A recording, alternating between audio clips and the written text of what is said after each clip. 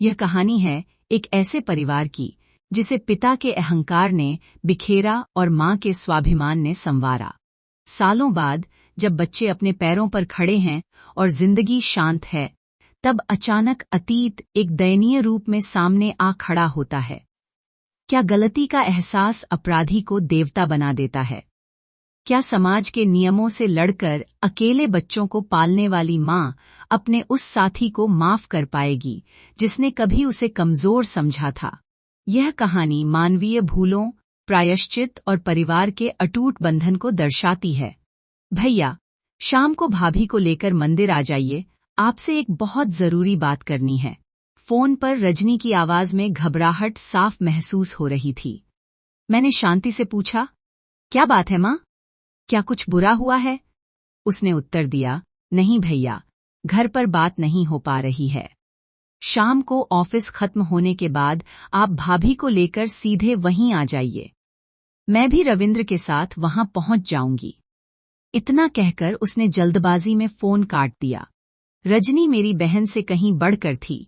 शायद हमारे पालन पोषण का माहौल ही ऐसा था कि हम बहुत करीब थे। जब मैं 15 साल का था और रजनी 12 की, तब हमारे माता पिता अलग हो गए थे। उस वक्त हमारी उम्र इतनी नहीं थी कि हम उनके अलग होने का कारण पूछ सकें, और न ही किसी ने हमें कुछ बताया। मां ने ही हमारे लिए माता और पिता दोनों की भूमिका निभाई और हमें पाल पोसकर बड़ा किया।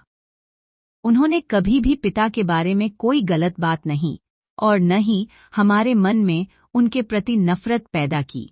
अलग होने के बाद भी दादा दादी ने मां से उनके साथ रहने का बहुत आग्रह किया, पर मां स्वाभिमानी थीं।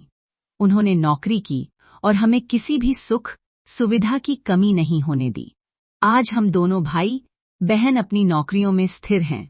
रजनी की शादी रविंद्र से हुई और मेरी शादी मेरे मामा की बेटी वसुधा से। अब मां हमारे साथ एक सुकून भरी सेवानिवृत्त जिंदगी बिता रही हैं। अचानक रजनी और रविंद्र के बीच क्या झगड़ा हुई होगी, यह सोचकर मेरा मन बेचैन हो उठा। मैंने अटेंडेंट को बुलाकर कॉफी लाने को कहा। ऑफिस से 1 घंटे की अनुमति ली और वसुधा को तैयार रहने के लिए फोन किया। कार चलाते समय मैंने सड़क पर स्कूटर पर सवार एक खुशहाल जोड़े को देखा जो अपने 2 बच्चों के साथ जा रहे थे। उन्हें देखकर मेरा मन अतीत की यादों में खो गया। मेरे माता पिता की शादी बड़ों ने तय की थी। मां शादी से पहले ही एक अच्छी नौकरी कर रही थीं। शादी के बाद भी उन्होंने घर, बच्चों और अपनी जिम्मेदारियों को बहुत कुशलता से संभाला। मां का मानना था कि यदि स्त्री आर्थिक रूप से स्वतंत्र हो तो वह घर को और भी बेहतर ढंग से संवार सकती है। पिता को मां के बाकी सारे गुण पसंद थे, लेकिन मां की आर्थिक आत्मनिर्भरता और उनके स्वाभिमान ने उनके पुरुष अहंकार को ठेस पहुंचाई। वे छोटी छोटी बातों को बड़ा बनाकर विवाद खड़ा करते थे। जब मां की आंखों में आंसू आ जाते, तब कहीं जाकर उनका गुस्सा शांत होता। मां ने बहुत एडजस्ट होने की कोशिश की, पर पिता इसे अपनी जीत समझकर और भी कठोर होते गए। मुझे वह दिन आज भी याद है जब मां को पदोन्नति और बदली की सूचना मिली थी। वे बहुत खुश होकर घर आईं, लेकिन पिता ने इस पर जो हंगामा किया वह असहनीय था। वे चाहते थे कि मां उनके नीचे दबकर एक साधारण गृहिणी बनकर रहे। उनका संकीर्ण पुरुष स्वभाव मां की सफलता को स्वीकार नहीं कर पा रहा था। अचानक पीछे से एक हॉर्न की आवाज आई और मैं वर्तमान में लौटा। मैंने कार मंदिर की ओर मोड़ दी। जब मैं पहुंचा तो वे तीनों मेरा इंतजार कर रहे थे। दर्शन करने के बाद हम मंदिर से थोड़ी दूर एक मंडप में बैठ गए।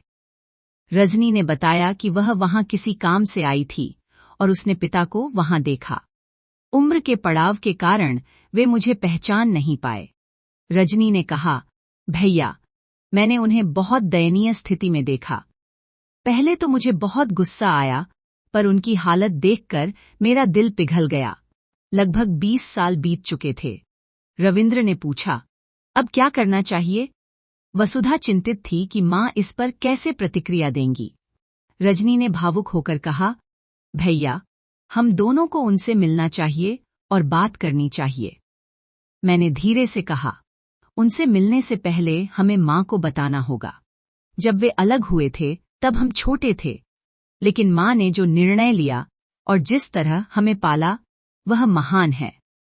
पर पिछले कुछ समय से मैंने महसूस किया है कि माँ खुद को अकेला और अधूरा महसूस करती हैं। जवानी में इंसान कठोर हो सकता है, लेकिन उम्र बढ़ने के साथ उसे अपने साथी की कमी लगती है। शायद माँ भी अपने उस फैसले पर अब पछतावा करती हों। उनकी जिंदगी का फैसला उन्हीं को लेने देना चाहिए। तभी मंदिर की घंटी बजी, मानो ईश्वर ने अपनी सहमति दे दी हो। हमने तय किया कि हम अपनी पहचान बताए बिना पिता से नजदीकी बढ़ाएंगे और जब उनका मन जान लेंगे तब माँ को बताएंगे। घर पहुंचने पर हम चारों को एक साथ देखकर माँ को सुखद आश्चर्य भी हुआ और कुछ संदेह भी। मैंने उनके पास बैठकर उनके हाथ थामे और बताया कि हमने पिता को कहाँ और किस हाल में देखा। यह सुनकर माँ की आंखों से आंसुओं का सैलाब उमड़ पड़ा। रजनी ने कहा, माँ, हमने उन्हें कल ही देखा है। अगर आपकी अनुमति हो तो हम उनसे कल मिलने जाएं। माँ ने हमें बीच में ही रोकते हुए कहा, गलतियां हर इंसान से होती हैं, पर जो उन्हें सुधार ले वह देवता समान है। उस समय मुझमें भी थोड़ा अहंकार था कि मैं खुद को पाल सकती हूँ, और इसी वजह से मैंने तुम बच्चों को पिता के प्यार से दूर रखा। मैं अपनी इस गलती के लिए उनसे माफी मांगना चाहती थी और कई बार भगवान से इसकी प्रार्थना भी की थी। शायद आज उन्होंने मेरी सुन ली है। इतना कहकर माँ फूट फूट कर रोने लगीं। माँ की इच्छा जानकर हमारी रात की नींद उड़ गई।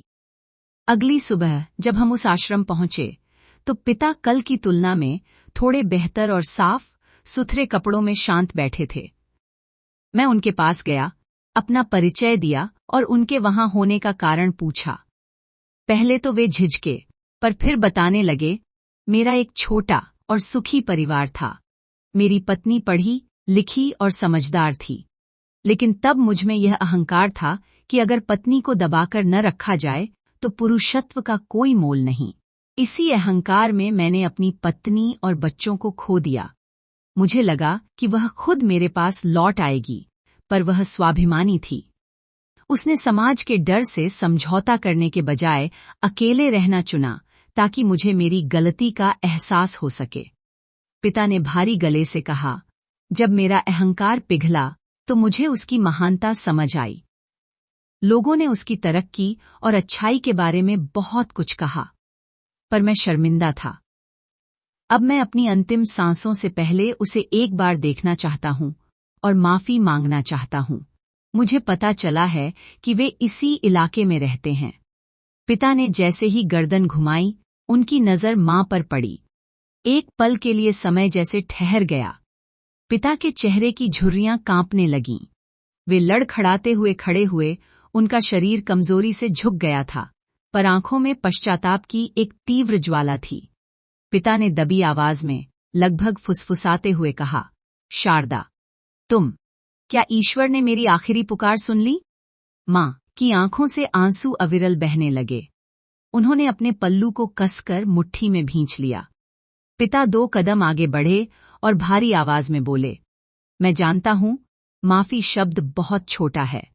उस दिन जब मैंने तुम्हें घर छोड़ने पर मजबूर किया था, मुझे लगा था कि मैं जीत गया। पर शारदा, उस जीत ने मुझे एक जिंदा लाश बना दिया।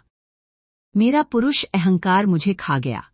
मैंने अपनी ही गृहस्थी को अपने हाथों से आग लगा दी थी। मां ने सिसकते हुए अपना सिर झुका लिया।